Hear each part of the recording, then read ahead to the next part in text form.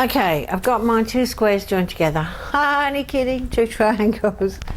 Okay, so when they're joined together, if you have the longest length pointing away from you, at this point now you can take a ruler and measure in the width of your bias or your sashing. So this is 1.5, then 1.5, all the way across. Okay, now I also like to mark in my 1/4 inch seam down here on this line, because this is going to get stitched to the other side. I also flip this up and put a little mark here on the right side of the fabric where those lines are, and I do the same on this end. So I mark a 1/4 inch, and then if I pull this down, I've got some little marks here, and I did them in blue so it might be easy for you to see on the black and white, but I'm not sure it's easy. The lines are playing havoc. Okay, so what we need to do now, if I put this right side up and bring these two together like so to make a square again, and you can see if we lay it down nicely, those lines pretty much match up with each other. But what we want to do is to offset it by 1. So if I take this now and pull it left to right, and don't line up the first one with anything, but take the second, third, fourth and fifth, so the last one's not lined up with anything either. And what we're looking for is where that 1/4 inch line is. If I stick a pin through there and then come up on the other side and put the pin where those two lines intersect, that's how we want to stitch this back together. So if I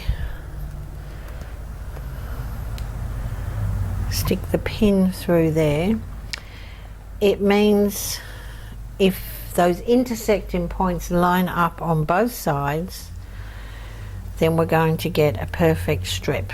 Okay, so we'll pin the others, so on the 1/4 inch line, and that's why I put the lines on the other side as well, so that you can see them. So it intersects here with the 1/4 inch, and the same over here, and pin. So I'm going to sew this again with a 1/4 inch seam,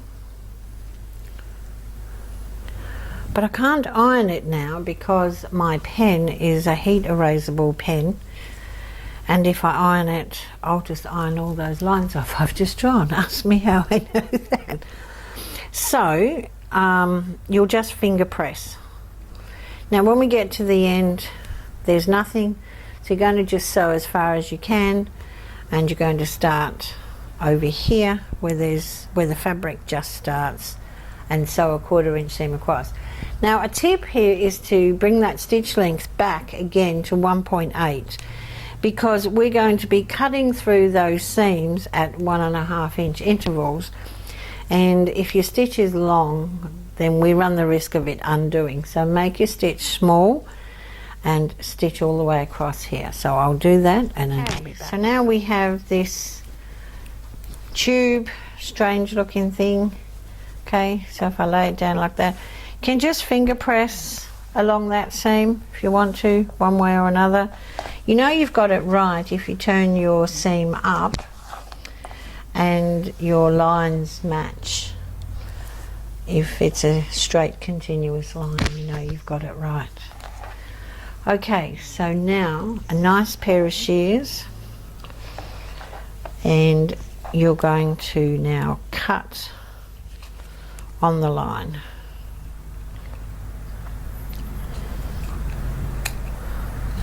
So you see why. So it doesn't really matter if you used a pencil, I suppose, because It's on the inside anyway, and it's going to be folded, so you're not going to see it. But if you just cut along those lines as far as you can. I usually find it's actually easier to cut in my hand, and I cut up this way.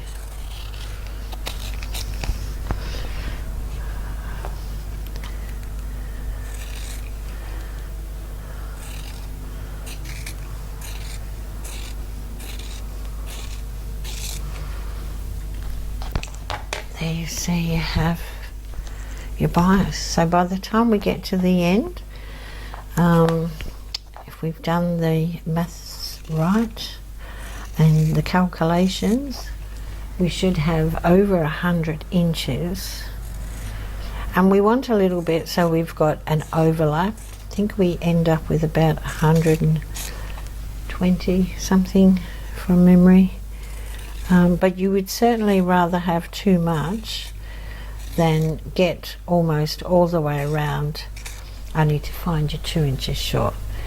That would be pretty devastating.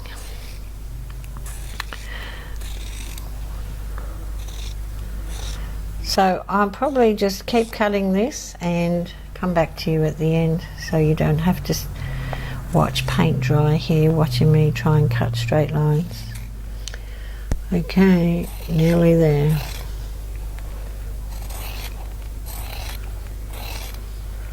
These stripes play with your eyes, they dancing all over the place. So here we go at the end. Ta-da! Now the test. Let's measure and see how much we've made. So I'll take it from the short end. Now this is very stretchy, obviously, because it's cut on the bias. So I'm going to try not to stretch.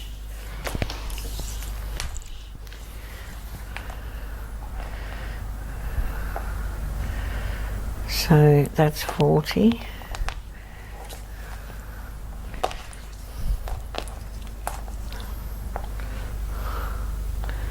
That's 60 inches to there. Might just put a pin there. 60, 6 and 6 is 12. So there's that much more. It's 126 altogether. Let me double check. 1, 2, 3, 4, 5. I took it from the short end, so 6. So there you go. So I hope you can work that out and why I did it like I did, and how the math figures out in the end. Taking that 1.5 because my 1.5 didn't go evenly into the number I ended up with, so I just simply took it to the next level that would give me another inch. I mean, sometimes I've done this and you can end up with a 1/2 inch on the side, which is just waste. It's not really any good for anything, and it ends up in the bin. So here from that square, this is going to get us round both our lid and our base of our bag. So I'm going to take my Hydroseam ruler, going to plug in the iron and just show you quickly how that works again, and then we're ready to put it on our bag. Okay, now I'm going to just chop off my point here on the end, get rid of that, and I'm just going to finger press this. So for about the first inch you just want to finger press. Got the iron here, I could just give it a whack here. And then I'm taking a normal glue stick. This is a Marbig glue stick, and just give that a bit of a swipe on each side. Then I'm going to fold into that fold line to the halfway, and then fold the other side halfway as well. Okay.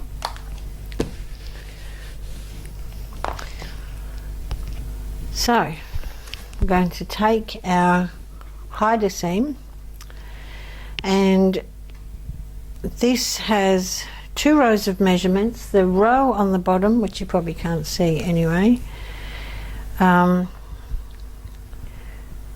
tells us what width to cut the fabric, and the top row tells us what the end result will be. So I know this is 1.5 inches and I want 3/4, so I bring it up from the bottom and back down with the folded side up facing me. Then I place it on here, stick a double pin in the end, bring the ends together, keep a bit of tension, and just slide and press. Now this is quite stretchy because it is on the bias.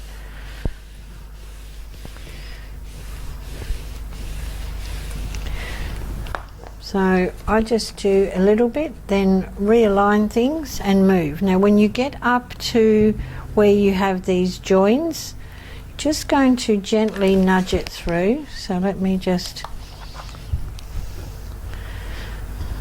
show you. Take that like that and just gently making sure,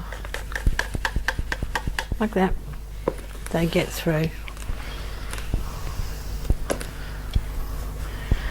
The other thing is we also have these bias keepers, and I've found that it's easy just to wind this back onto here to keep it in place. Now the only thing I've found with these rulers when I'm working is if I put them down, sometimes I can't see them because they're clear.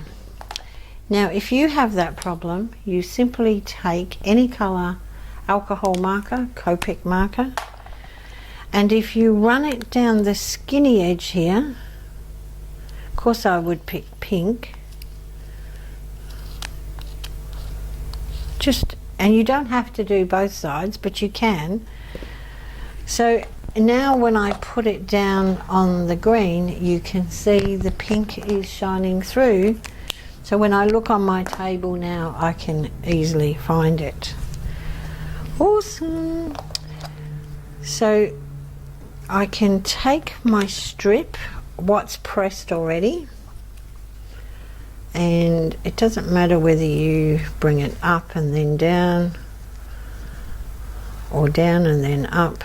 I want the folded side down at this point so that I can just wrap like that. And this is going to keep everything nice while I press this 120 inches of tape bias, sashing, whatever you're making it for.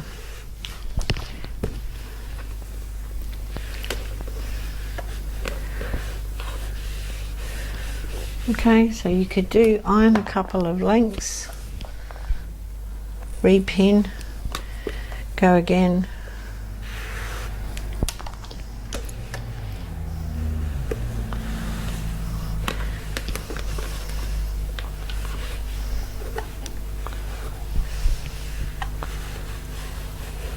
just get over that little bump for the seam, make sure it's sitting nice,